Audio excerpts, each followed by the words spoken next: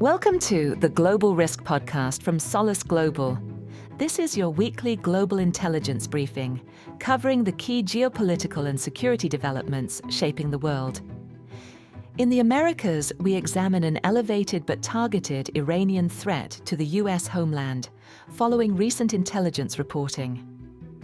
Across Europe, the Middle East and Africa, we look at Hungary's highly contested parliamentary elections, Ukraine's expanding long-range drone campaign, and an attack targeting the Israeli consulate in Istanbul. We also assess the implications of a fragile ceasefire between the United States and Iran, continued Israeli operations in Lebanon, and the evolving threat environment across the Gulf.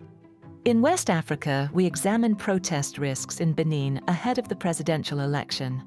And in Asia-Pacific, we cover renewed unrest in India's Manipur state following sectarian violence and the expected disruption during Thailand's Songkran festival. Expert insight, clear analysis, and the context you need, all in one concise briefing. We begin in the Americas, where recent intelligence reporting indicates that the Iranian threat to the U.S. homeland remains elevated. In a recently disclosed report presented to U.S. state and local law enforcement on March 20th, the Federal Bureau of Investigation and the National Counterterrorism Center warned that Iran poses a persistent threat to targets within the United States. The report specifically highlights risks to government personnel, military sites, Jewish and Israeli institutions, and Iranian dissidents based in the U.S. However, while it points to an elevated nationwide threat, this risk remains targeted. There is reportedly no current intelligence indicating a broader threat environment affecting the general public. Now, our intelligence team's assessment. Despite official warnings from several domestic intelligence agencies, the White House has consistently downplayed the Iranian threat on U.S. soil. Several media outlets have also reported that the Trump administration has blocked the release of similar intelligence reports. While no major attacks or confirmed instances of Iranian-sponsored hybrid warfare have been recorded in the United States, there are likely multiple attack vectors Iran could pursue, including tactics previously leveraged by Tehran. These include targeted plots, surveillance, cyber operations, and attempts to lure individuals abroad for kidnapping or assassination. The immediate threat of Iranian asymmetric attacks in the United States has highly likely decreased following the recent agreement on a ceasefire and progress towards a diplomatic solution. However, there is a high likelihood that the negotiation process will collapse. All parties are demanding maximalist concessions that are likely to be unacceptable to their counterparts, such as the suspension of all sanctions imposed on Iran or the complete withdrawal of U.S. combat power from the region. The collapse of negotiations and any resumption of hostilities would highly likely increase the short-term risk of Iranian asymmetric activity targeting the U.S. homeland. This threat would likely rise further, gradually, should the conflict persist or escalate.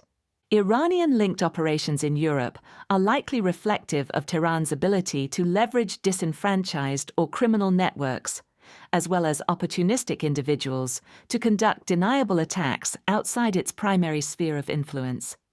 Many of the attacks were claimed by previously unknown groups, likely front organizations. Their dissemination patterns and digital footprints are closely linked to pro-Iranian networks and the Islamic Revolutionary Guard Corps. While attribution to Iran is often inconclusive, the operational characteristics, targeting patterns, and other elements are highly indicative of established Iranian hybrid warfare tactics. These have been publicly reported on by European intelligence services and security agencies. It is highly likely that such tactics could migrate to the United States. The lack of previous attacks may reflect a deliberate strategy to avoid triggering a disproportionate response or direct escalation on U.S. soil, rather than any lack of reach or capability. Domestic polling indicates that approximately 2/3 of Americans oppose the war.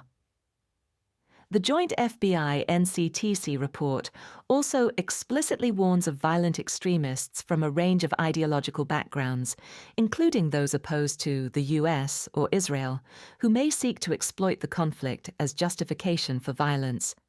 This likely provides Tehran with a pool of potential actors who could be exploited, inspired, or paid to carry out highly deniable low-level attacks on US soil.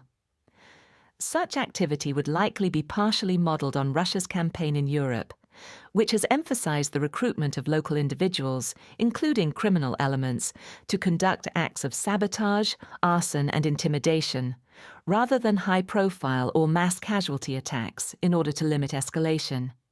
However, political polarization and the ease of access to weapons in the United States could increase the risk that such activity results in more lethal outcomes, whether intentional or incidental, should Tehran seek to employ these tactics on US soil.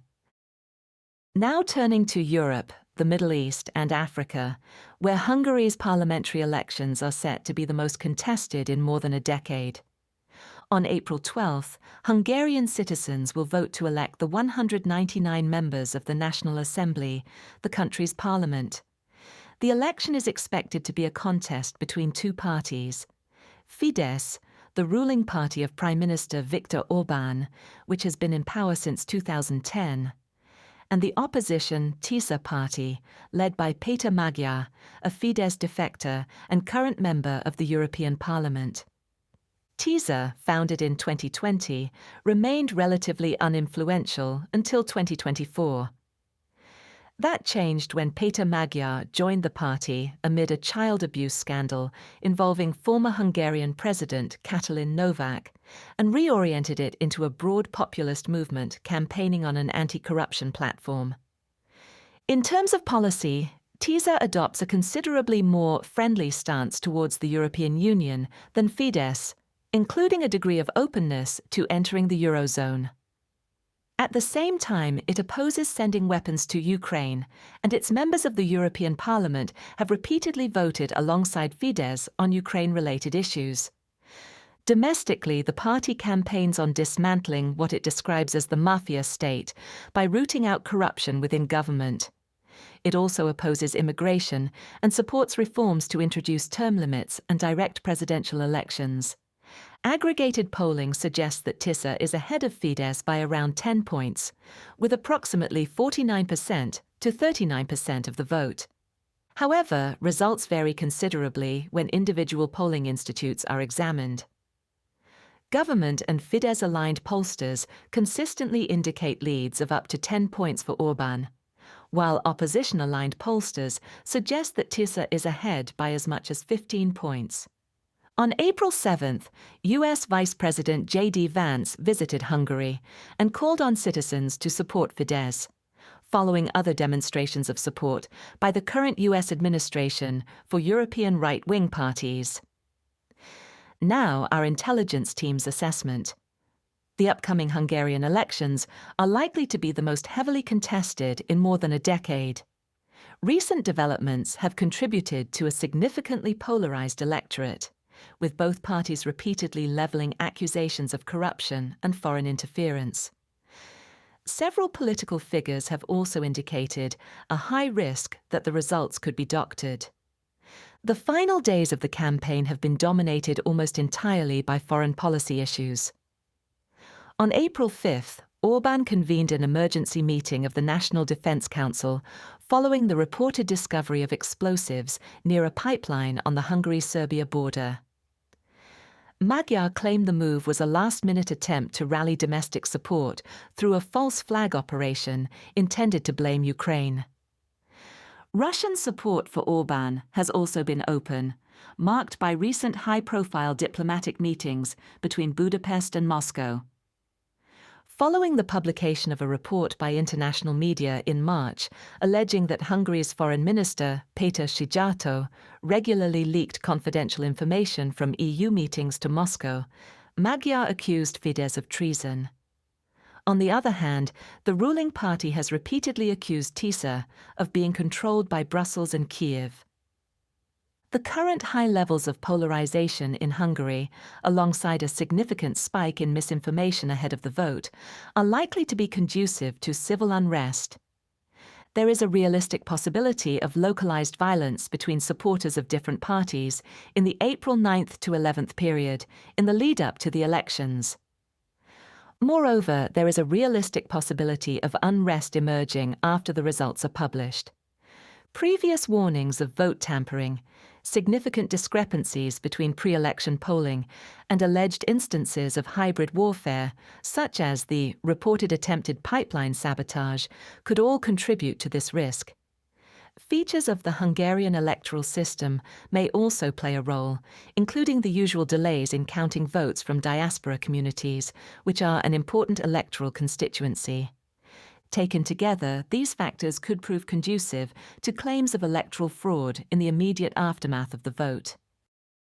Staying in the region, Ukraine's long-range drone strikes have, for the first time, exceeded Russia's in monthly volume. According to available data, the number of long-range attack uncrewed aerial vehicles fired by Ukraine surpassed Russia's in March 2026, marking the first such instance since the outbreak of the conflict in 2022. Russian monthly figures report the interception of approximately 7,350 UAVs, as Russia only publishes interception data. By contrast, Ukrainian officials state that they detected around 6,460 Russian UAVs, of which approximately 5,830, or around 90%, were successfully intercepted. Ukrainian forces have carried out several notable successful strikes in recent days. On April 8th, a strike damaged an oil terminal in Feodosia. On April 5th and 6th, multiple strikes damaged infrastructure at the port of Novorossiysk, as well as a frigate. On April 5th, an additional attack caused a fire at oil facilities in Kstovo and damaged a thermal power plant. Earlier, on April 4th, a strike damaged 2 chemical plants in Toliati, and on April 2nd, another strike caused a fire at a refinery in Samara. Now, our intelligence team's assessment. The growing success of Ukraine's UAV strike campaign is almost certainly the result of 2 overlapping factors. First, Ukraine has significantly increased its production of long-range attack UAVs in 2025, while also improving guidance systems and resilience to electronic warfare. For example, the FP-1 UAV, which carries a 120-kilogram warhead over distances of up to 1,600 kilometers, was introduced in May 2025, with production rapidly scaled up thereafter. By early 2026, available reporting suggested that Ukraine could produce up to 200 FP-1 UAVs per day, matching estimates of Russian production of comparable systems. Second, Russian forces have reportedly struggled to provide adequate air defense coverage in depth. Crimea remains particularly vulnerable, as Ukraine can target it with UAVs from both overland and maritime axes. Alongside the continued targeting of Russian oil, gas, and manufacturing facilities, Ukrainian forces have increased the number of successful strikes against Russian air defense assets. Ukrainian media reported at least 25 strikes against radar systems and 19 against launchers between January 1st and March 29th. Most of these strikes have occurred in Crimea, likely demonstrating that Ukraine is exploiting regional vulnerabilities to force Russia to continuously expend valuable platforms. While individual strikes represent only tactical successes, Ukrainian officials likely assess that Russia's defense industry cannot replenish these losses at the required rate. Sustained attacks would therefore likely create gaps in air defense coverage, enabling a higher number of successful strikes on high-value targets and further increasing the cost of the war for Russia. Moreover, Ukrainian long-range UAV strikes are likely to have secondary effects within Ukraine itself. On April 8th, Ukrainian media reported that successful strikes in occupied Crimea and Donetsk are reducing Russia's ability to launch large waves of its own UAVs. This is being achieved by degrading Russian UAV capabilities, launch infrastructure, and command and control, while also forcing Russia to disperse units and stagger launches. As a result, Russian UAV attacks have likely become less coordinated, smaller in scale, and easier to defend against. However, Russian UAV and missile strikes in Ukraine continue to target civilian infrastructure and residential areas. This includes both long-range strikes and the use of smaller first-person view drones in settlements near frontline areas. It is likely that increased Ukrainian UAV attacks against Russia, particularly those targeting oil and gas infrastructure, will prompt retaliatory strikes intended to deter further attacks. These are likely to prioritize both Ukrainian UAV capabilities and civilian targets. Also in the region, a shooting outside the Israeli consulate in Istanbul highlights the continued threat to Israeli diplomatic facilities. On the morning of April 7th, 3 gunmen opened fire outside the Israeli consulate in Istanbul's Levent district. One attacker was killed by police, while the other 2 were injured and arrested. 2 police officers were also injured during the incident. According to local media, no Israeli diplomats are currently present in Turkey, reflecting the significant deterioration in Israel-Turkey relations over the past 2 years. The attack also coincided with the final day of Passover, which ran from April 1st to 7th, a key Jewish religious holiday. As of April 9th, no group has claimed responsibility. However, Turkish authorities have stated that the attackers had connections with a terrorist group that exploits religion. Now, our intelligence team's assessment. The attack on the consulate follows several other incidents of violence, as well as planned attacks targeting Israeli diplomatic facilities and personnel across the Middle East, Europe, and North America since the October 7th attacks and the subsequent wars in the region.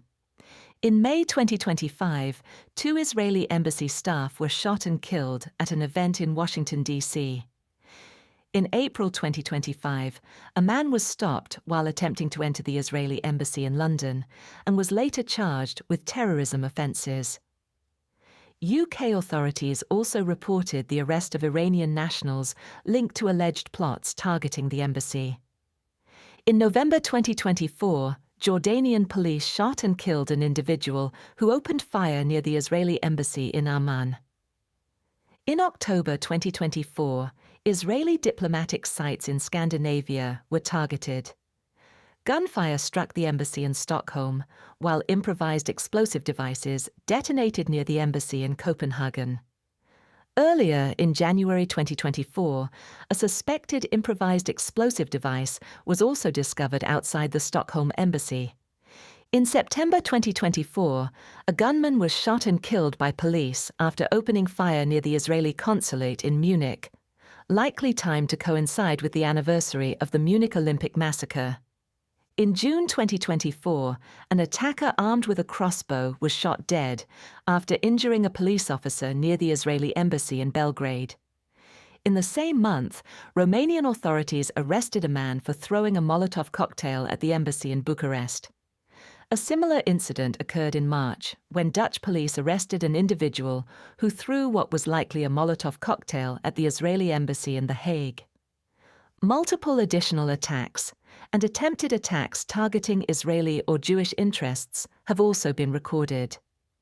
These include incidents involving synagogues, Jewish centers, and neighborhoods with a high concentration of Jewish residents.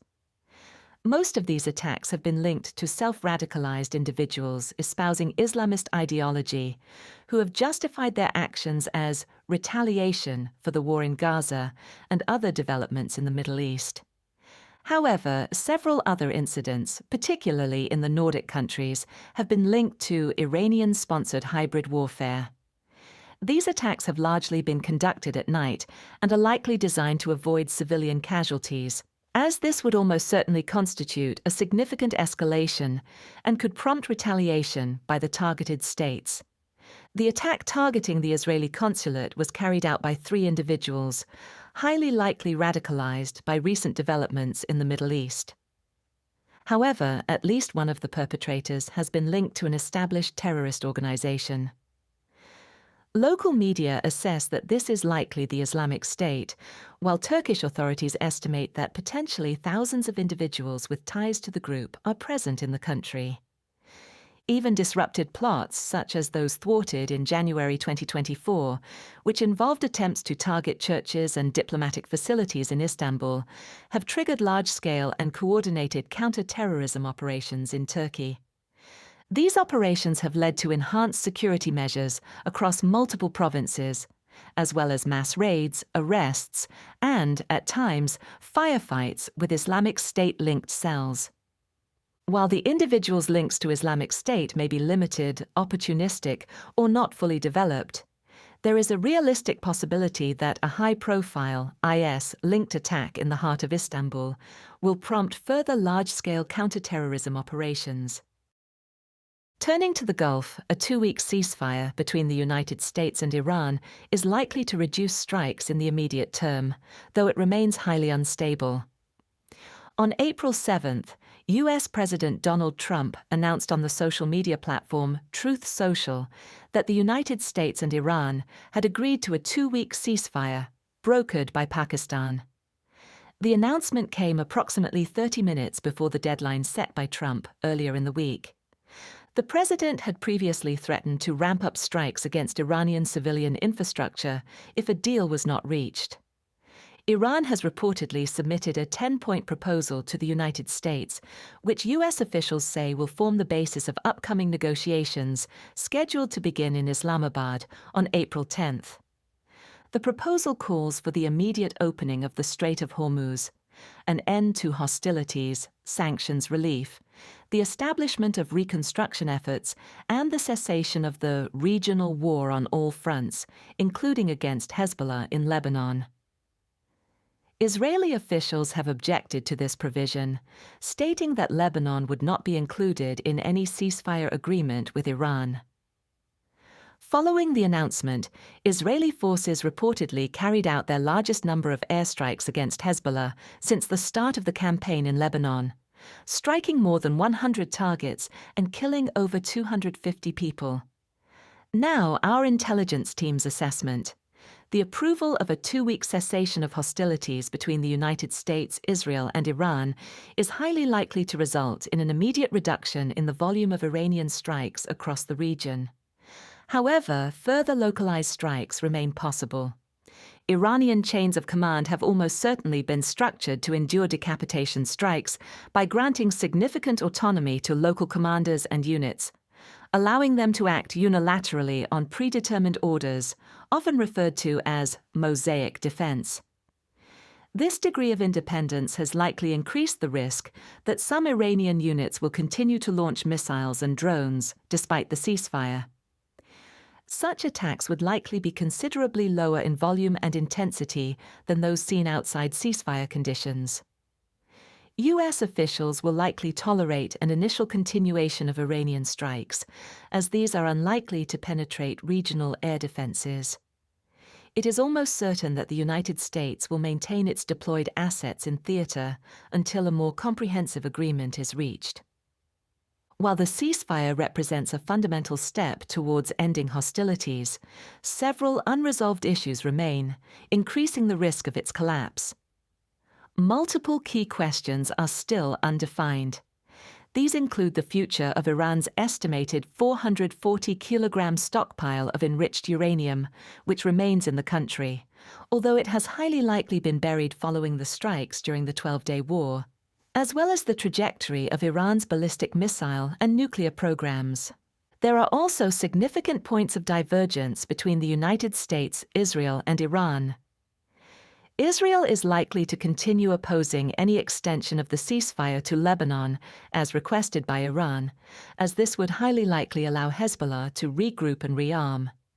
It is also highly unlikely that the United States will accept some of the more maximalist elements of Iran's proposal, such as formalizing Iranian control over the Strait of Hormuz, withdrawing U.S. forces from the region, and lifting all sanctions.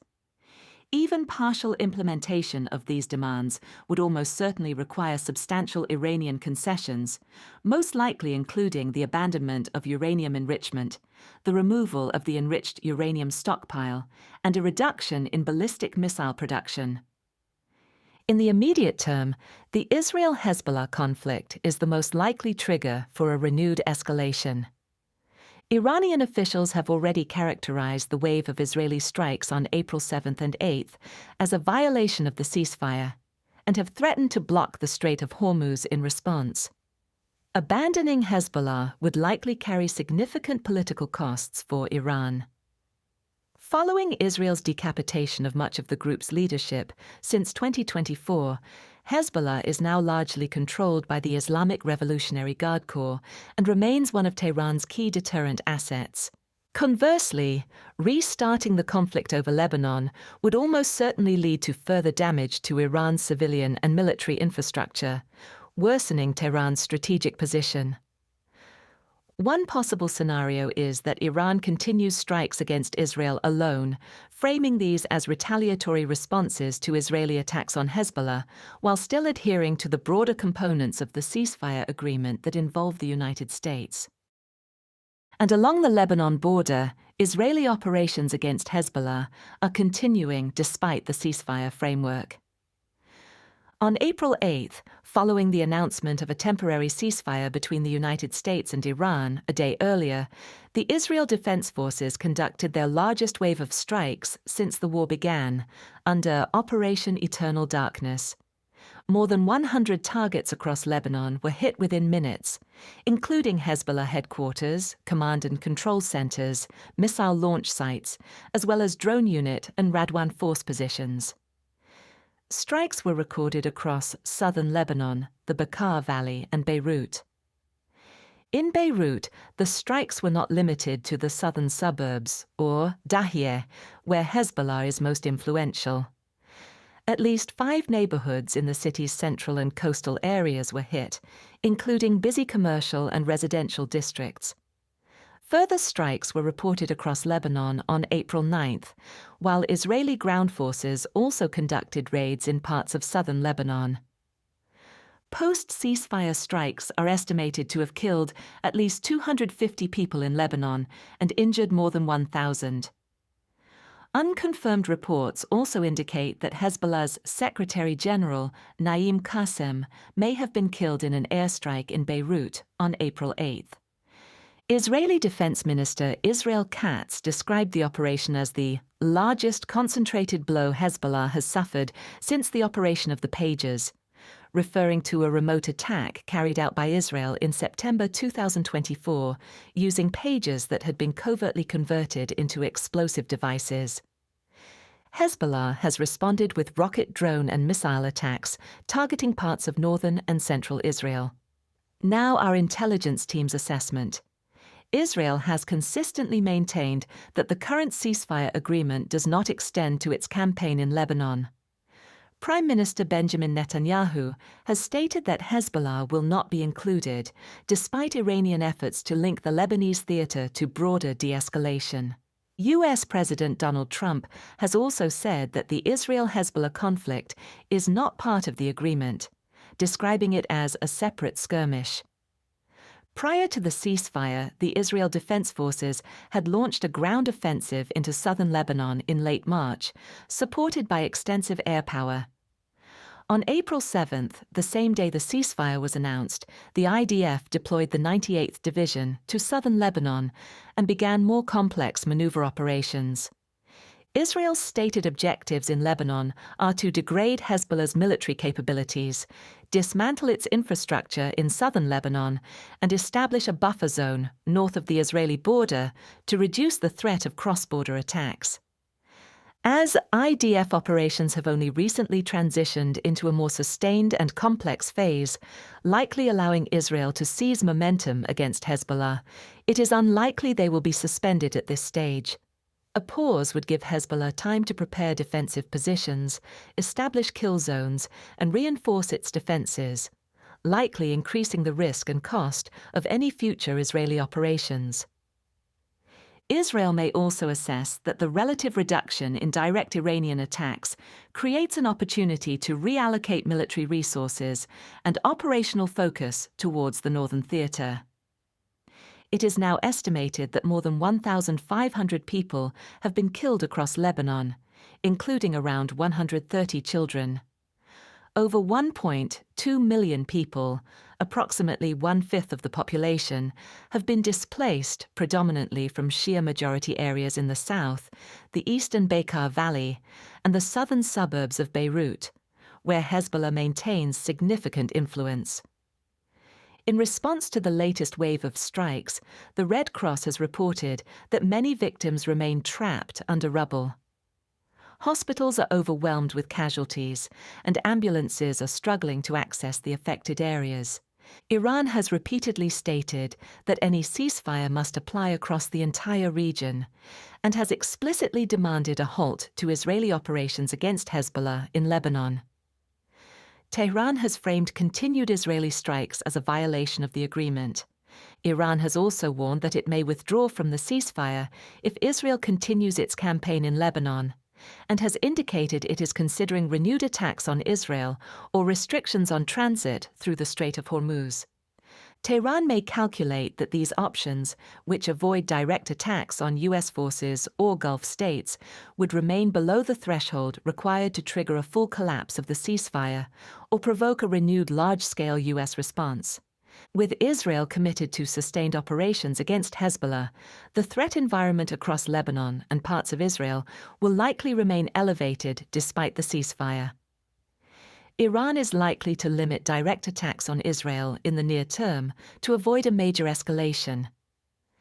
However, Iran's interpretation of the ceasefire and its negotiation demands, particularly its insistence that the agreement must extend to Lebanon, diverges significantly from U.S. and Israeli positions.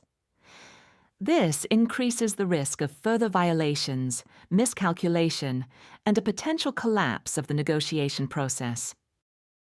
Across the Gulf, the first pause in overnight Iranian strikes may indicate an initial effort to stabilize the situation, though risks remain. Despite the implementation of the two-week ceasefire on April 7th, multiple Iranian attacks targeting Gulf states have been observed. On April 8th, Iran launched a coordinated wave of ballistic missiles and drones against several countries, including the United Arab Emirates, with 17 ballistic missiles and 35 drones, and Kuwait, with 28 drones. Interceptions were also reported in Qatar and Bahrain. In Saudi Arabia, multiple missile and drone interceptions were recorded, particularly in the eastern province, where much of the country's oil infrastructure is concentrated. While most of the attacks were intercepted, strikes in Kuwait caused significant material damage to oil facilities, power stations, and water desalination plants. Reports also indicate that Iranian strikes on April 7th targeted the east-west oil pipeline just hours after the ceasefire was agreed. This pipeline is a critical export route, allowing Saudi Arabia to bypass the Strait of Hormuz by transporting oil to the Red Sea. Despite these ceasefire violations, Gulf states have broadly adopted a restrained and defensive posture, focusing on air defense operations, damage mitigation, and diplomatic engagement. Pakistani-led mediation efforts have been supported, and the attacks have not generally been explicitly framed as ceasefire violations. Instead, Gulf states have emphasized the need for regional stability and the importance of freedom of navigation through the Strait of Hormuz. However, Qatar has formally condemned the Iranian strikes as a violation of its sovereignty and has raised the issue at the United Nations. Now, our intelligence team's assessment. Despite the implementation of the ceasefire, Iranian attacks against the Gulf states increased on April 8th compared with the preceding days. For example, on April 6th, only 2 drones were launched against Bahrain, whereas April 8th saw 37 drones and several ballistic missiles, with similar patterns observed in the United Arab Emirates and Kuwait. However, overnight from April 8th to 9th, there were no reports of strikes from Gulf states, the first such pause since the conflict began. The initial spike in attacks likely reflects the decentralized nature of Islamic Revolutionary Guard Corps command and control. This structure is deliberately designed to enable semi-autonomous operations by regional units, likely resulting in continued strikes in the immediate aftermath of the ceasefire, despite central approval for de-escalation. Offensive systems were also likely pre-staged or pre-authorized prior to the ceasefire, leading to launches after it came into effect, with forward-deployed units adhering to predetermined targeting orders.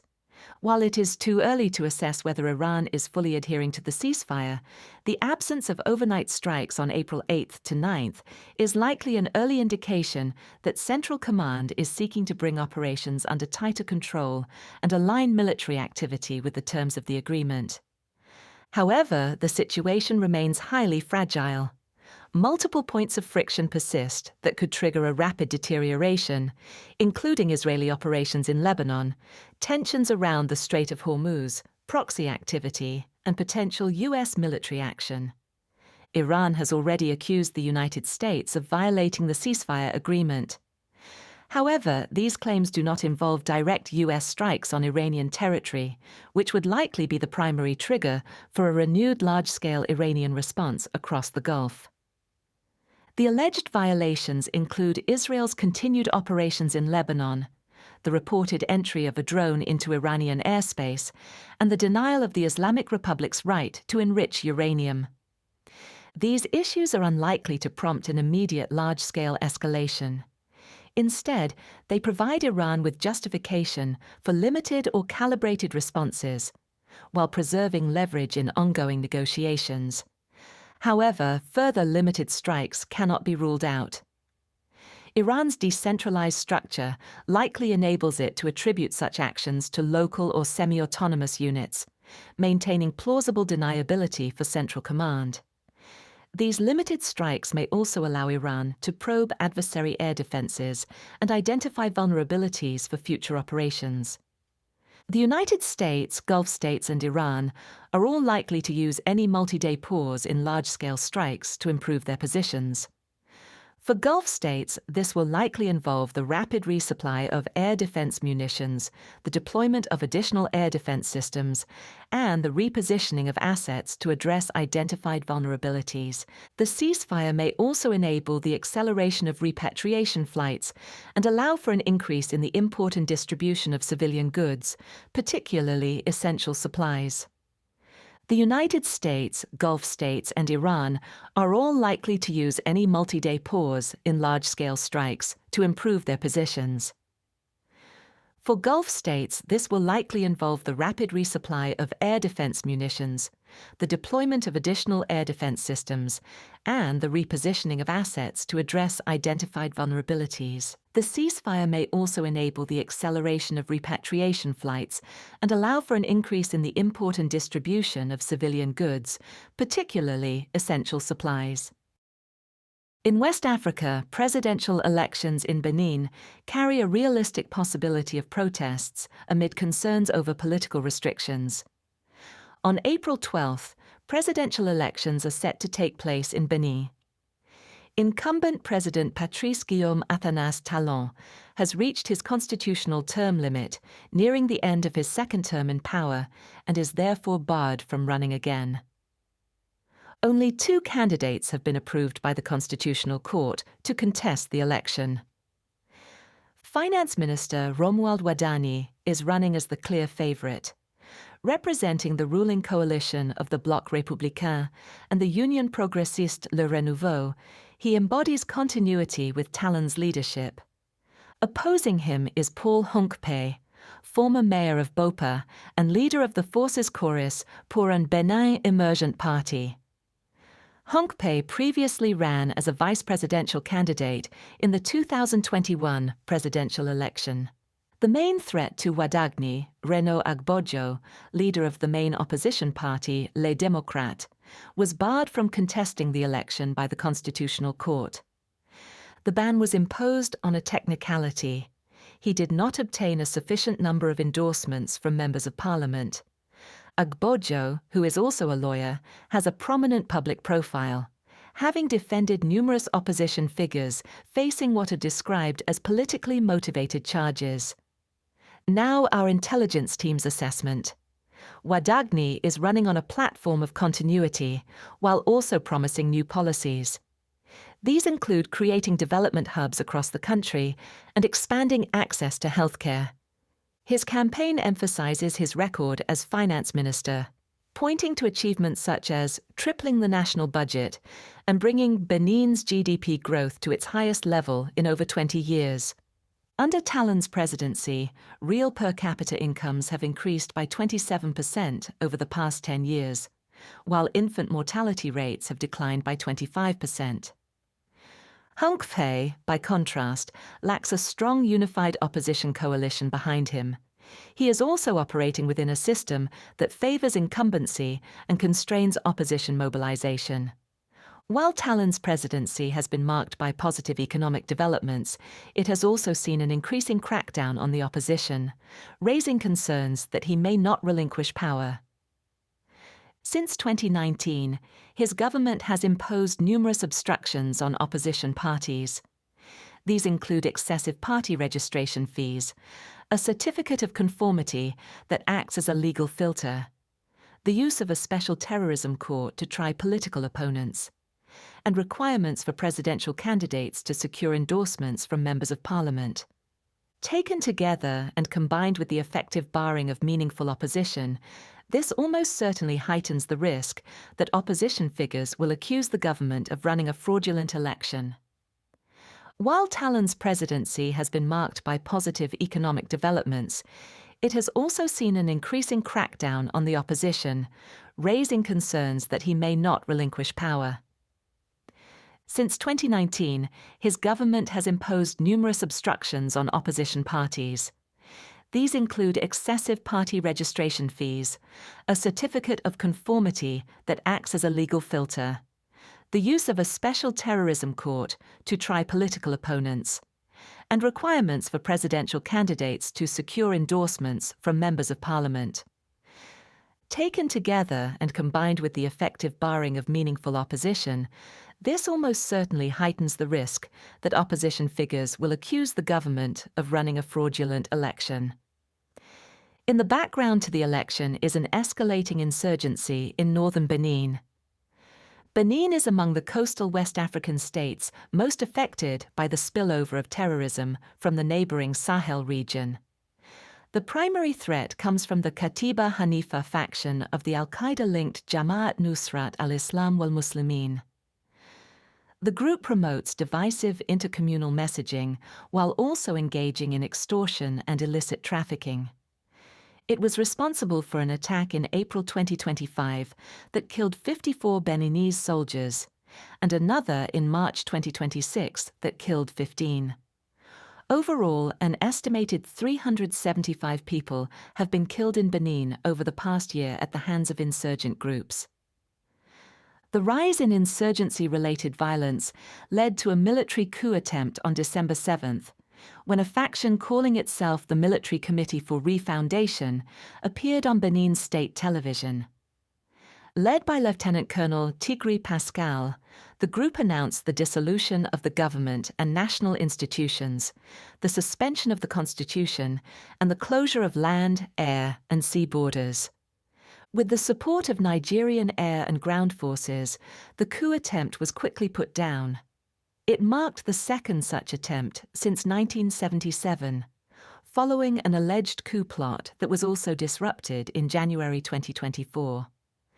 This almost certainly indicates a division between the government and the military, and significantly raises the risk of further coup attempts should electoral violence break out.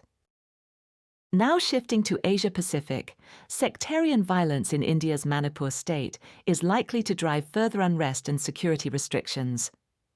On April 7th, 2 children were killed in an explosion at a civilian home in the Meitei-dominated Bishnupur district. A further 2 people were killed when police officers fired into a crowd that had gathered outside a security forces camp.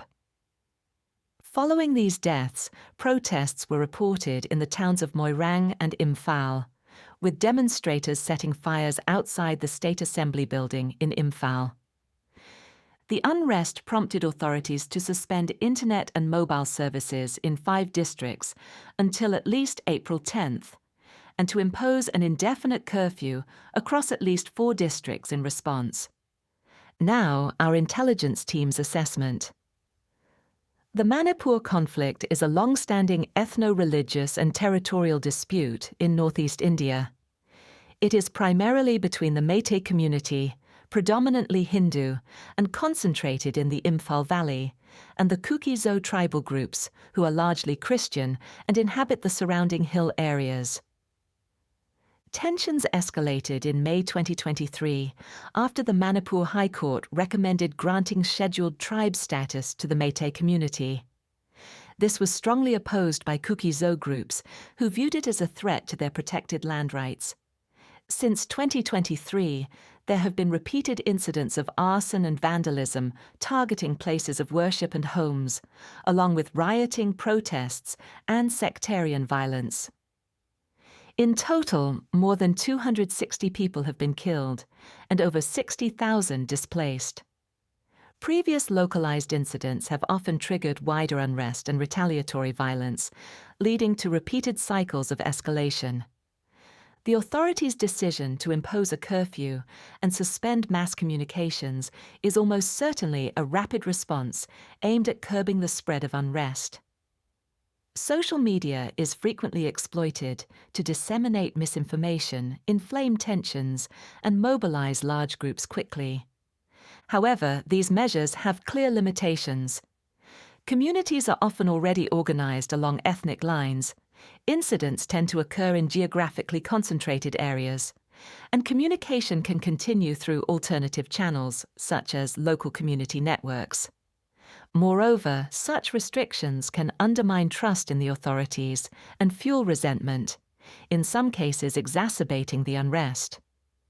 Unresolved tensions, combined with the killing of children, are likely to sustain further protests, sporadic violence, and retaliatory attacks in the near term, particularly in and around the Imphal Valley and other fault lines in the region. This is likely to result in heightened security measures, including extended curfews, increased deployment of security forces, and further restrictions on movement and communications. And finally, in Thailand, widespread travel and celebrations during the Songkran festival are expected to lead to significant disruption and an increase in road traffic incidents. Between April 13th and 15th, Thailand will hold its annual Songkran festival, although travel and celebrations typically extend for several days before and after due to the long public holiday period.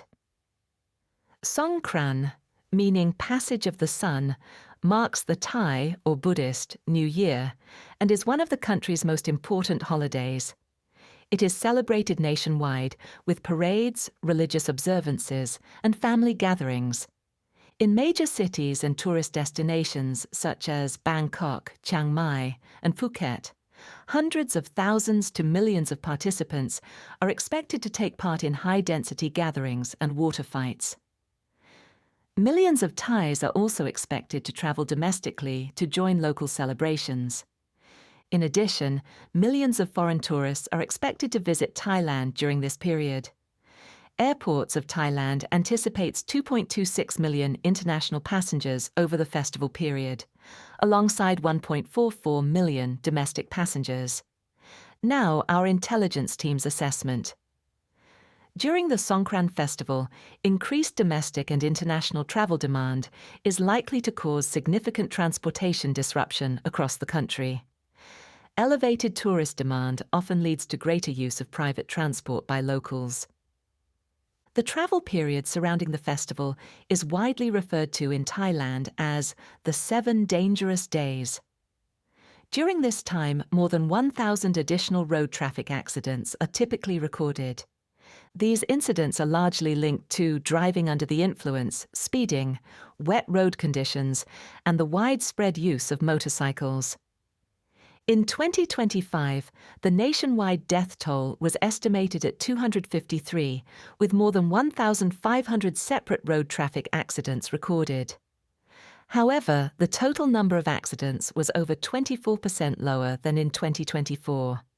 The provinces with the highest number of recorded accidents were Phathalung, with 63, Lampang with 52, and Narathiwat with 49.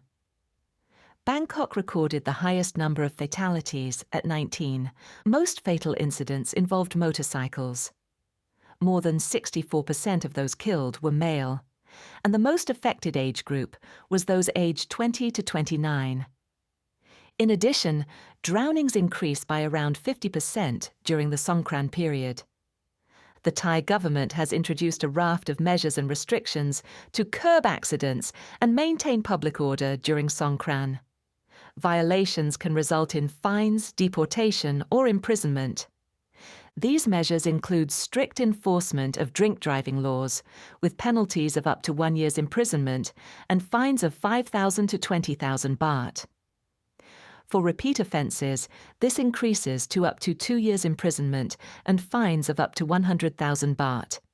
Speeding laws will also be more tightly enforced, with 24-hour speed camera monitoring and fines of up to 4,000 baht. Authorities will enforce restrictions on alcohol sales, including a ban on sales to individuals under 20, and limits on legal sales hours between 11 a.m. and 2 p.m. and 5 p.m. and midnight. Additional measures include a ban on high-pressure water guns and restrictions on the use of powder, paint, and foam in designated safe zones. There are also penalties for indecent behavior, which, if violated, may result in substantial fines or even imprisonment. That concludes this week's Global Intelligence Briefing. These updates are part of our Global Intelligence subscription, which includes weekly reports, in-depth briefings, and live Q&A sessions with our experts. To learn more, visit solaceglobal.com. Thank you for listening.